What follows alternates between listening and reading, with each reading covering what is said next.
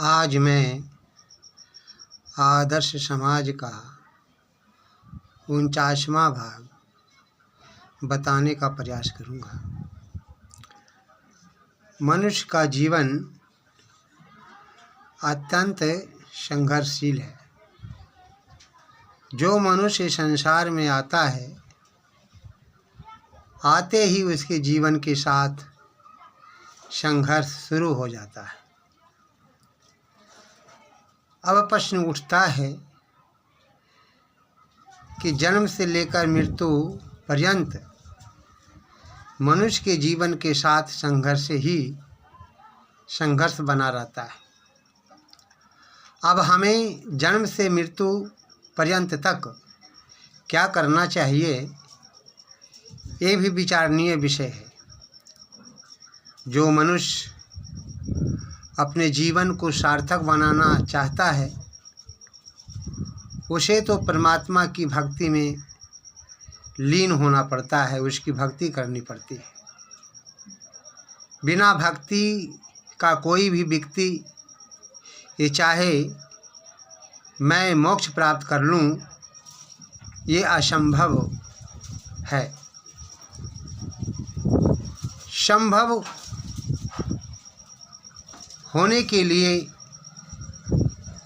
तप की आवश्यकता पड़ती है, और जो मनुष्य एकांतवास में बैठकर परमपिता परमात्मा की उपासना करता है, उसका जीवन अध्यात्मवाद से जुड़ जाता है। जो मनुष्य यह सोचता है कि मेरा जीवन यूं ही गुजरता जा रहा है, मैं समझता हूँ, इस प्रकार की बातें, इस प्रकार की भावनाएं वही व्यक्ति सोचते हैं जो संघर्ष करना नहीं चाहते हैं।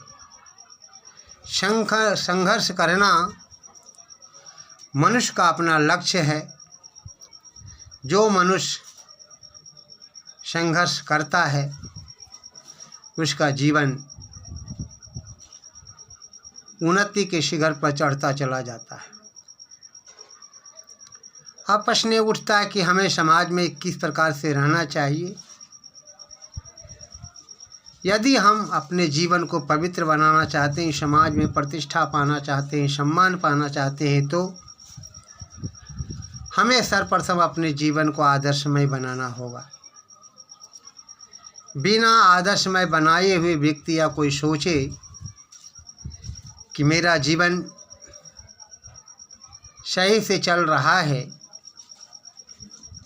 तो कतई विश्वास करने योग्य नहीं है। जब तक आप लोग या हम लोग परमात्मा की उपासना नहीं करेंगे,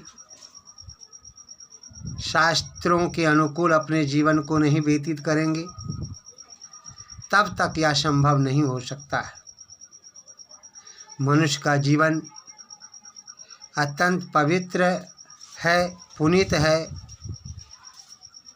लेकिन मनुष्य अपनी गंदी आदतों से अपने जीवन को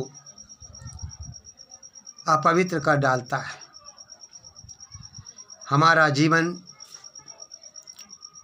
पशुवत नहीं है, हमारा जीवन देववत है।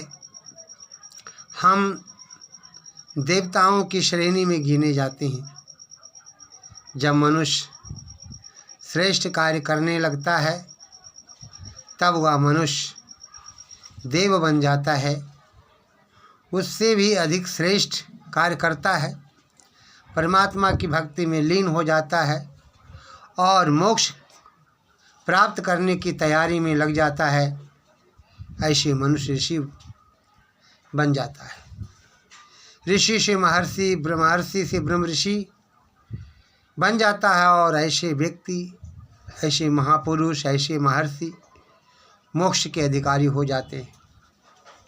तो हमें आप लोगों से यही कहना है कि वास्तव में यदि आप लोग अपने जीवन को पवित्र बनाना चाहते हैं, तो वेदों के सिद्धांतों को अपने जीवन में अपनाना होगा। जो मनुष्य वेदों के सिद्धांतों को अपने जीवन में अपना लेता है उसका जीवन अत्यंत पवित्र हो जाता है और वो मोक्ष के अधिकारी हो जाता है। लेकिन मनुष्य समझता नहीं है। मनुष्य ये सोचता है कि खाना पीना और सोना ही मानव का वास्तविक लक्ष्य है। मैं समझता हूँ खाना पीना सोना केवल मनुष्य का लक्ष्य नहीं है, बल्कि मनुष्य का लक्ष्य मोक्ष प्राप्त करना है। खाना पीना सोना और संतान पैदा करना पशु भी जानते हैं, पक्षी भी जानते हैं, कीड़े मकोड़े भी जानते हैं, और यही काम मनुष्य भी यदि जानता है तो फिर अंतर ही क्या है दोनों में? अंतर इतना ही है कि मनुष्य एक विवेकशील प्राणी है। वो अच्छाई को बुराई को सब कुछ समझता है। हम अपनी माँ को माँ कहते हैं, पहचानते हैं, अपनी बहन को बहन कहते हैं, पहचानते हैं, अपनी बेटियों को बेटियाँ कहते हैं, अपनी बेटियों को बेटी पहचानते हैं, और इन सभी का रिश्ता अत्यंत पवित्र है। लेकिन पशु जन्म देने के बाद कुछ दिनों के बाद अपने बच्चे को भी भूल जाते हैं, लेकिन मनुष्य नहीं भूल पाता है। कहने का आशय मेरा यही है, वो दुनिया के लोगों, यदि वास्तव में तुम लोग अपने जीवन को पवित्र बनाना चाहते हो तो वेदों के सिद्धांतों को अपने जीवन में अपनाओ, अच्छाइयों को अपनाओ, और फिर देखो तुम्हारा जीवन कितना अच्छे ढंग से व्यतीत होता है। जब मनुष्य परेशान हो जाता है तो उस परमपिता परमात्मा को याद करता है और कहता है, ईश्वर हमें इन परेशानियों से बचा लो। यदि यही वो व्यक्ति पहले ही परमपिता परमात्मा की भक्ति करना शुरू कर दे, ईश्वर को मानना शुरू कर दे, वेदानुकूल आचरण करे, तो मैं समझता हूँ उसके जीवन में दुख तो आएंगे ही, लेकिन दुखों का अनुभव नहीं होगा, क्योंकि मनुष्य का जीवन दुख और सुख ये दोनों जीवन में आते रहते हैं।